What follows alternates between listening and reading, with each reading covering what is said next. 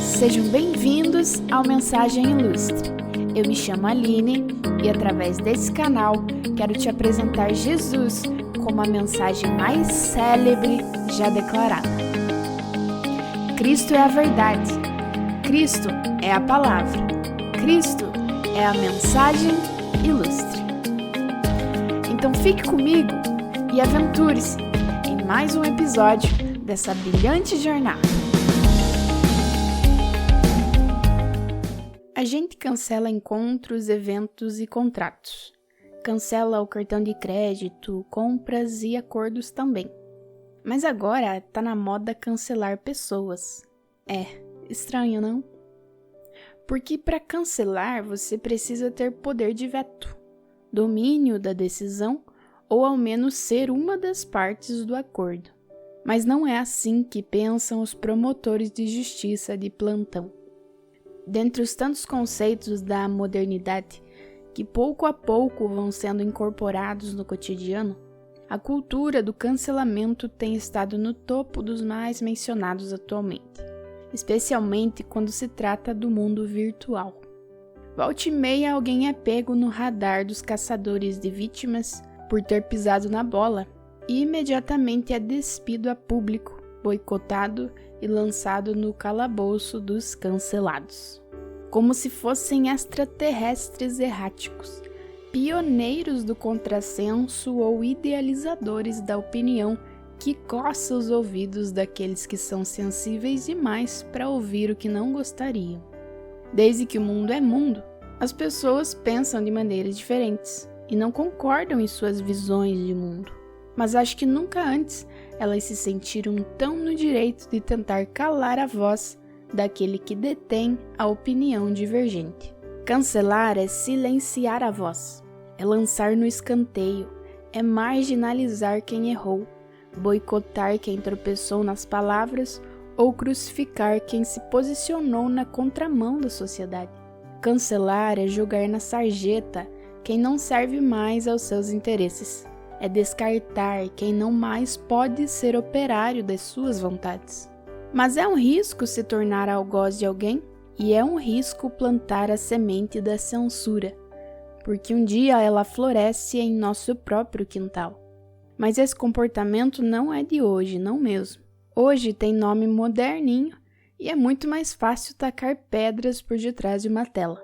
Porém, assumir o papel de executor de pena já é das antigas. Veja só o texto de João 8. Mas na manhã seguinte, bem cedo, estava outra vez no templo. Logo se reuniu uma multidão e ele se sentou e a ensinou. Então os mestres da lei e os fariseus lhe trouxeram uma mulher pega em adultério e a colocaram diante da multidão. Mestre, esta mulher foi pega no ato de adultério, disseram eles a Jesus. A lei de Moisés ordena que ela seja apedrejada. O que o Senhor diz? Procuravam apanhá-lo numa armadilha ao fazê-lo dizer algo que pudessem usar contra ele. Jesus, porém, apenas se inclinou e começou a escrever com o dedo na terra. Perceba que havia dois alvos do cancelamento: a mulher adúltera e o próprio Jesus. Ela era a isca. Os canceladores geralmente irão se utilizar de argumentos de autoridade para fundamentar as suas ações. Nesse caso, utilizaram a lei de Moisés como respaldo. Quando não são argumentos, apelam para posições de liderança ou influência, como se hierarquias e homens concedessem autorização para a condenação. Pura besteira. Diante de Deus, nossos atos de justiça são como trapos imundos, o que quer dizer que nas melhores ações dos melhores homens, ainda assim existe alguma mancha do mal. Só Jesus tem legitimidade para deferir sentenças. É curioso que enquanto os fariseus acusavam a mulher adúltera, Jesus escrevia na terra. Isso nos ensina que os dedos de Jesus não são dedos de acusação. Enquanto os fariseus apontavam o dedo para a condenação, Jesus utilizava o seu para escrever no pó. Nesse pó, que representa quem somos, feitos de barro, matéria-prima insignificante perante a grandeza e soberania do Senhor. Sujos pelo pecado, marcados pelas manchas da corrupção moral. Mas ainda assim, ele se inclina a nós e nos escreve com a sua verdade. Nos dá novos destinos, nos abre novos caminhos. Jesus não nos cancela, ele nos sela. Com a sua palavra, com as suas letras, com a sua própria caligrafia. O mundo questiona, exige respostas, se preocupa em levantar discussões e debates. Enquanto isso, Jesus está trabalhando, gerando soluções, redigindo recomeços, sendo o redator da esperança. E a passagem continua dizendo: eles continuaram a exigir uma resposta, de modo que ele se levantou e disse: aquele de vocês que nunca pecou, atire a primeira pedra. Então inclinou-se novamente e voltou a escrever na terra. Quando ouviram isso, foram saindo, um de cada vez, começando pelos mais velhos, até que só restaram Jesus e a mulher no meio da multidão. Jesus ensina que toda vez que o outro comete uma falha, nossa primeira reação precisa ser olhar para dentro, olhar no espelho, fazer uma autoanálise. O deslize do outro precisa servir de alerta próprio e não de ferramenta que nutre a soberba, o moralismo, a arrogância, que engrandece o ego.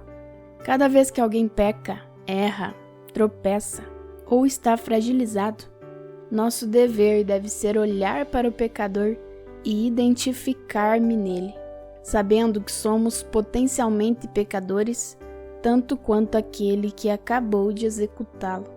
Não sei se com essa consciência, mas todos eles saíram, um a um, constrangeram-se interiormente e declararam publicamente que também eram pecadores. A tentativa de exposição do pecado alheio culminou num efeito rebote e todos os acusadores tiveram que assumir as suas culpas. Até que restam duas pessoas apenas, Jesus e a mulher, a justiça e a culpa. Da primeira vez, Jesus se levanta para gerar consciência. Dessa vez, ele se levanta para gerar liberdade. Ele podia pegar quantas pedras quisesse, com legitimidade. Ele não tinha pecados. Cristo pergunta a ela se ninguém a tinha condenado, não porque não sabia do fato, mas para que ela não tivesse dúvidas de que a palavra dele seria a última a ter efeito sobre ela. E então diz: eu também não te condeno. Vá e não peques mais. E ela é coberta nesse momento por graça e misericórdia, as mesmas das quais dependemos toda vez que respiramos, as mesmas das quais deveríamos lembrar quando a síndrome da toga quer dominar a nossa razão. Jesus não a cancelou, muito pelo contrário, ele deu voz a ela. Ela tinha sido pega no ato de adultério e ninguém quis saber as suas explicações. Jesus tirou as suas mordaças, perguntou para que ela pudesse responder, escreveu para que ela fosse alfabetizada na linguagem do amor e da graça. A cultura do cancelamento é apenas mais uma das manchas da depravação moral da humanidade. Não seja plantador de armadilhas, porque você pode se machucar com elas também. E se você um dia foi ou vier a ser o cancelado, não se preocupe. Eles queriam cancelar Jesus nesse mesmo momento. Você vai estar no grupo dele então. Não sufoque a verdade e valores por medo da retaliação. Cancelados no mundo, mas inscritos no céu.